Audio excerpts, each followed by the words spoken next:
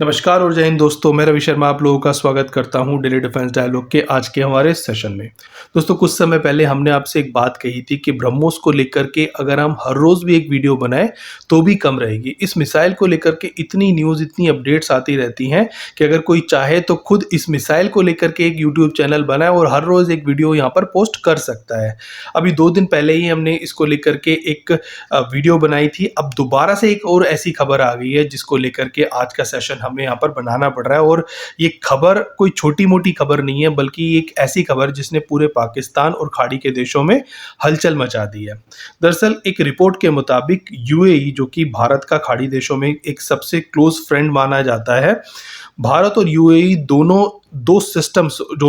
System Bharat के systems हैं और दोनों ऐसे सिस्टम्स हैं जो कि अभी कह सकते हो कि बैटल प्रूवन सिस्टम्स हैं, जिसमें पहली है ब्रह्मोस और दूसरा है हमारा आकाश तीर एयर डिफेंस सिस्टम। इन दोनों को लेकर के यूएई ने यहाँ पर इंटरेस्ट शो कराया है और दोनों देशों के बीच में इन वेपन्स को लेकर के एडवांस लेवल की बातचीत यहाँ पर शुरू हो चुकी है। अब अगर ये डील आगे बढ़ती है तो ये भारत के जो रक्षा निर्यात है, स्पेशली जो हमारी डिफेंस इंडस्ट्री है, उसकी इतिहास की सबसे बड़ी उपलब्धियों में से एक हो सकती है। पर यहाँ पर सवाल उठता है कि आखिर यूएई ने इन दोनों सिस्टम्स को ही क्यों चुना, उसको इसकी क्या जरूरत पड़ी और पाकिस्तान और सऊदी अरब को इस डील से इतनी बेचैनी क्यों है, क्योंकि पूरे पाकिस्तानी सोशल मीडिया पे और सऊदी सोशल मीडिया पे इस समय कमेंट्स की बाढ़ आ गई है। और पाकिस्तानी एक्सपर्ट्स तो लगातार यहाँ पर चिल्ला रहे हैं कि यूएई ने ये जो कदम यहाँ अगर यूएई उठाता है तो ये एक मुस्लिम राष्ट्र के तौर पर एक तरह से धोखा देने वाली बात होगी,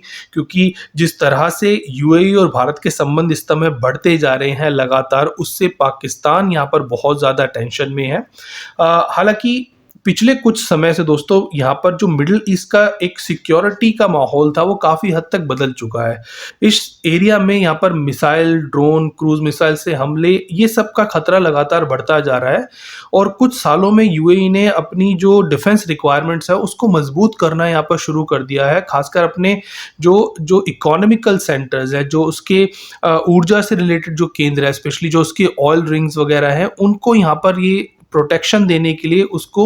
ऐसे सिस्टम्स की ज़रूरत है जो कि फुल प्रूफ हों। हालांकि यूएई के पास यहाँ पर यूएस के भी सिस्टम्स हैं, पर इन दोनों सिस्टम्स के ऊपर जो यूएई ने अभी जिसको लेकर के यहाँ पर बातचीत चल रही है, उसके ऊपर यूएई ने जो अपना भरोसा दिखाया है, ये भारत की जो उम्मीदों से परे है। क्योंकि एक तो सबसे पहले यहाँ पर अगर हम ब्रह्मोस की बात करें तो थोड़ा सा स्वाभाविक है, क्योंकि ब्रह्मोस इस समय दुनिया की सबसे तेज ऑपरेशनल सुपरसोनिक क्रूज मिसाइल्स में से एक है। इसकी स्पीड, इसकी एक्यूरेसी और जिस तरह से ये किसी भी टारगेट को हिट करती है, और जो कि पाकिस्तान में लोगों ने देखा, उससे इस प्लेटफॉर्म की जो क्रेडिबिलिटी है वो कई गुना बढ़ गई है। और एक चीज़ और है जो कि यूएई के लिए यहाँ पर फ़ायदेमंद है कि इस सिस्टम को आप तीनों प्लेटफॉर्म से, यानी कि ज़मीन से, एयर से और ओशन, तीनों प्लेटफॉर्म से इसको लॉन्च कर सकते हो। तो ब्रह्मोस तो यूएई की नज़र में ऑब्वियसली होनी ही चाहिए थी, बट यहाँ पर जो आकाश तीर एयर डिफेंस सिस्टम है उसको लेकर के कई लोगों को हैरानी हुई।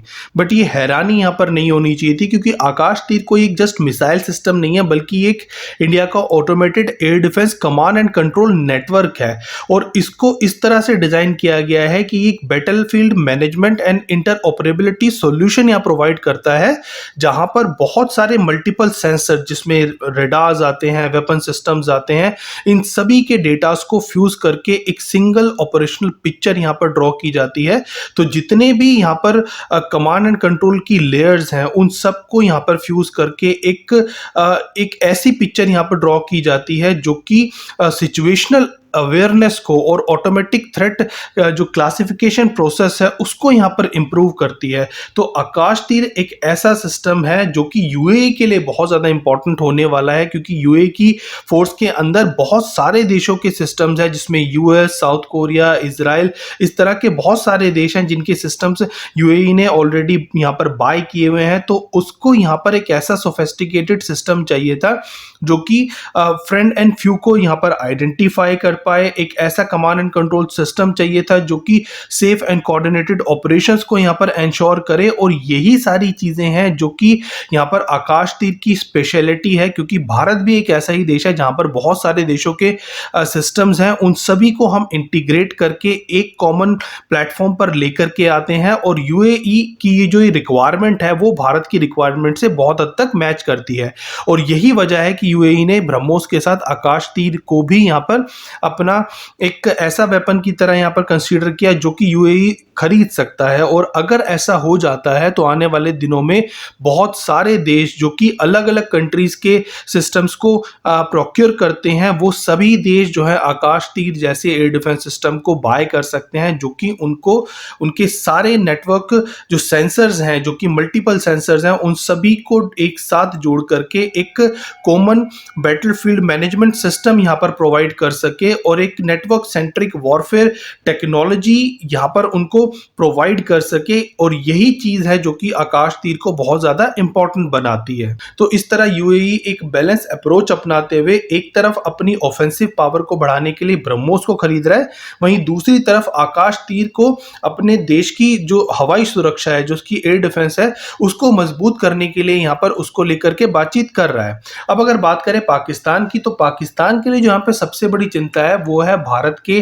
जो वेपन्स है वो सिर्फ भारत की सेना तक ही सीमित नहीं रहेंगे, वो अदर कंट्रीज के पास भी जा रहे हैं। और स्पेशली यहाँ पर जो मिडिल ईस्ट का इलाका है, जो कि माना जाता है कि पाकिस्तान जो है मिडिल ईस्ट का, क्योंकि पाकिस्तान एक मुस्लिम देश है और मिडिल ईस्ट में ज्यादातर मुस्लिम देश है, तो मुस्लिम मुस्लिम भाई भाई वाला जो कंसेप्ट है वो पाकिस्तान यहाँ पर यूज कर रहा है। तो पाकिस्तान को ये चीज बिल्कुल हजम नहीं हो रही कि खाड़ी देशों में भारत की ब्रह्मोस को अगर कोई देश खरीदता है और ब्रह्मोस अगर वहां पर डिप्लॉय होती है तो पाकिस्तान के लिए एक बहुत बड़ा झटका होगा। और जब भी कोई एक वेल डेवलप्ड और एक स्ट्रेटेजिकली इंपॉर्टेंट कंट्री जो कि जैसे कि यूएई है, जहां पर भारत के जो हथियार हैं उसको लेकर के अगर वहां पे बातचीत हो रही है, तो ये भारत की जो डिफेंस जो टेक्नोलॉजी है उसके बढ़ते हुए प्रभाव को यहाँ पर दिखाता है। और ब्रह्मोस की जो बढ़ती हुई इंटरनेशनल डिमांड है वो भी ये दिखाती है कि भारत की जो डिफेंस इंडस्ट्री है वो वर्ल्ड लेवल पर एक सीरियस कॉम्पिटिटर बन चुकी है। अब इसके अलावा सवाल आता है कि सऊदी अरब को इस डील से इतना झटका क्यों लगा।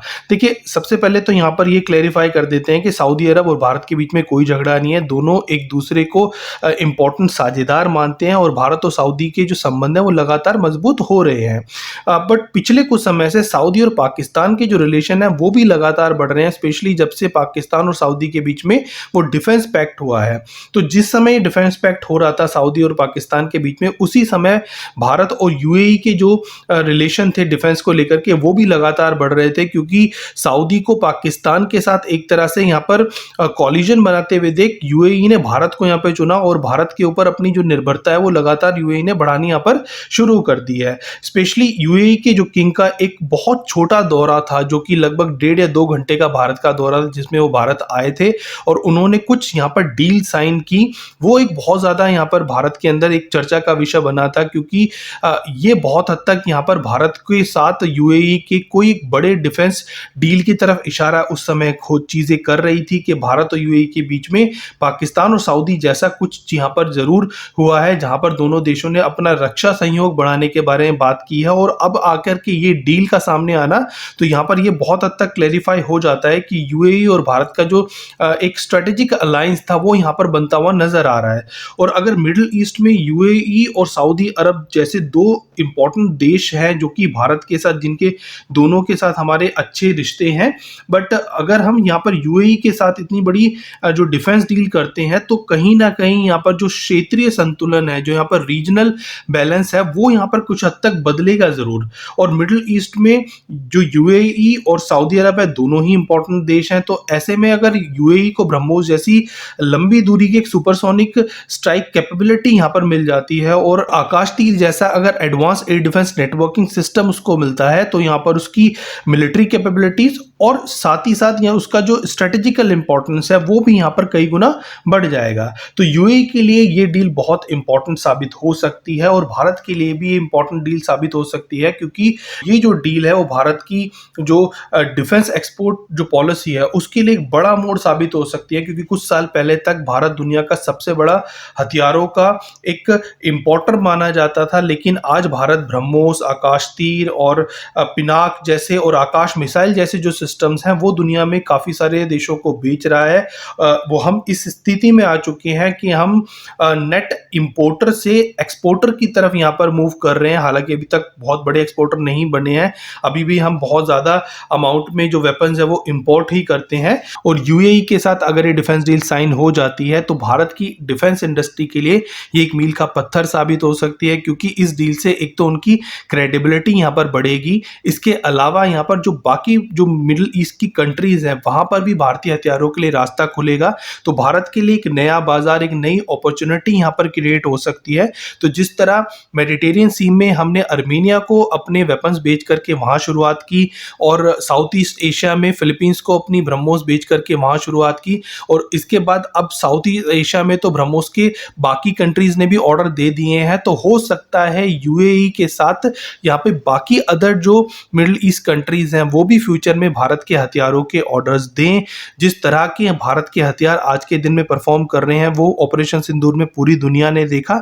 तो उनकी ताकत, उनकी क्रेडिबिलिटी ऑलरेडी यहाँ पर बढ़ चुकी है, और यूएई जैसा देश अगर भारत के हथियार खरीदता है तो उसके ऊपर ये एक तरह से मोहर लगाने जैसा है कि भारत की जो डिफेंस इंडस्ट्री है उसके वेपन्स इस समय दुनिया की जो बेस्ट डिफेंस वेपन्स हैं उनकी टक्कर के हैं। और यूएई जैसा देश जो कि एक समृद्ध देश है वो अगर उन पे भरोसा कर सकता है तो बाकी कंट्रीज के लिए ये भरोसा करना आगे आने वाले दिनों में बहुत ईजी हो जाएगा। अब आज के इस सेशन को हम यहीं एंड करने जा रहे हैं। जल्द आपके सामने फिर हाजिर होंगे इसी तरह का एक और इंटरेस्टिंग टॉपिक लेकर के। तब तक आप देखते रहिए डेली डिफेंस डायलॉग। हमारे चैनल को लाइक कीजिए, सब्सक्राइब कीजिए, कमेंट भेजना बिल्कुल ना भूलिएगा और बेल आइकन दबाना भी ना भूलिएगा। तब तक के लिए